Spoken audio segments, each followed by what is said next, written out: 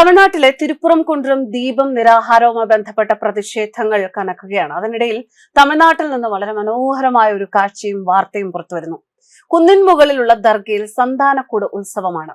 സന്താനക്കൂട് ഉത്സവത്തിനുള്ള ഒരുക്കങ്ങൾ മുസ്ലിങ്ങൾക്കും ഹിന്ദുക്കൾക്കും ഇടയിലുള്ള സാമുദായിക സൗഹൃദത്തിന്റെ പ്രകടനമായി മാറിയിരിക്കുന്നു. പള്ളിയിൽ നിന്നുള്ള പ്രതിനിധികൾ പതാകയും ചന്ദനക്കുറിയും ദർഗയിലേക്ക് കൊണ്ടുപോകുന്നതിന് ഏതാനും മണിക്കൂറുകൾക്ക് മുൻപ് 2 ഹിന്ദു കലാകാരന്മാരുടെ ഒരു സംഘം മൃദംഗവും തവിലും വായിച്ചു. ഒരു മുസ്ലിം സംഗീത നാഗൂറിനൊപ്പം നാഗസ്വരവും അവതരിപ്പിച്ചു. നമുക്ക് വേണ്ടത് സാമുദായിക ഐക്യമാണ്, അതാണ് പ്രധാനം എന്ന് ഹിന്ദു താളവാദ്യ വിദഗ്ധനായ എസ് മുരുകൻ പറയുന്നു. മറ്റൊരു താളവാദ്യ വിദഗ്ധനായ സെല്ലതുരയും അത് ആവർത്തിച്ചു, അത് ശരിവെച്ചു.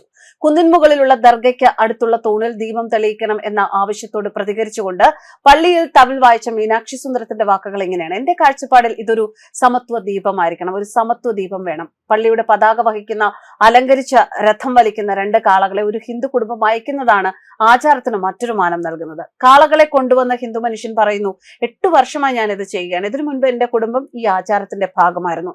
എന്റെ പൂർവികർക്ക് സ്വന്തമായി കാളകൾ ഉണ്ടായിരുന്നു. പിന്നീട് ഞങ്ങൾ എല്ലായ്പ്പോഴും അവയെ ഒരു ഹിന്ദു കുടുംബത്തിൽ നിന്നാണ് സ്വീകരിച്ചിരുന്നത്.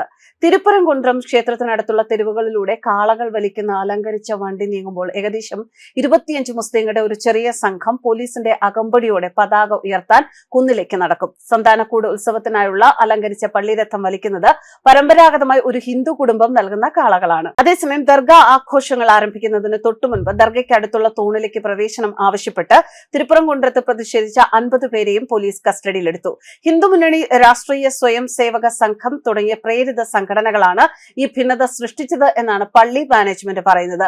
ഹിന്ദുക്കളും മുസ്ലിങ്ങളും സൗഹാർദ്ദത്തിലാണത്രേ അവിടെ ജീവിക്കുന്നത്. അവർ പരസ്പരം ഉത്സവങ്ങൾ ആഘോഷിക്കുന്നു. എന്നാൽ തിരുപ്പുറം കുണ്ട്രവുമായി ബന്ധമില്ലാത്ത ചില ഗ്രൂപ്പുകൾ ഭിന്നത സൃഷ്ടിക്കാനും വർഗീയ സംഘർഷങ്ങൾക്ക് വഴിയൊരുക്കാനും ശ്രമിക്കുന്നു. അത് സംഭവിക്കാൻ ഞങ്ങൾ അനുവദിക്കില്ല.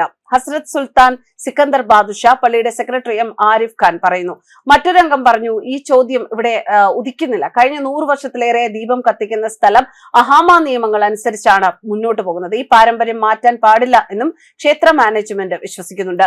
പരമ്പരാഗത സ്ഥലത്തിന് പുറമെ ദർഗയ്ക്ക് അടുത്തുള്ള തൂണിൽ ദീപം തെളിയിക്കാൻ സിംഗിൾ ജഡ്ജി ബെഞ്ച് അനുമതി നൽകി എങ്കിലും അത് നടപ്പാക്കേണ്ടതില്ല എന്ന് ക്ഷേത്രം തീരുമാനിക്കുകയും ക്ഷേത്ര ഗോപുരത്തിന് തൊട്ടുമുകളിലുള്ള കുന്നിൻ മുകളിലുള്ള ഉച്ചിപ്പിള്ളയാർ ക്ഷേത്രത്തിനടുത്തുള്ള തൂണിൽ ദീപം തെളിയിക്കൽ പരിമിതപ്പെടുത്തുകയും ചെയ്തിരുന്നു.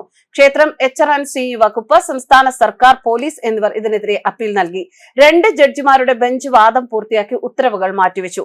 അതേസമയം തിരുപ്പുറം കുണ്ട്രം പള്ളിയിലും ദർഗയിലും നടക്കുന്ന ആഘോഷത്തിന്റെ മഹത്തായ സമാപനം ജനുവരി 16 ആയിരിക്കും. അന്ന് ആഘോഷങ്ങൾ അവസാനിക്കും. News desk കർമ്മസ്.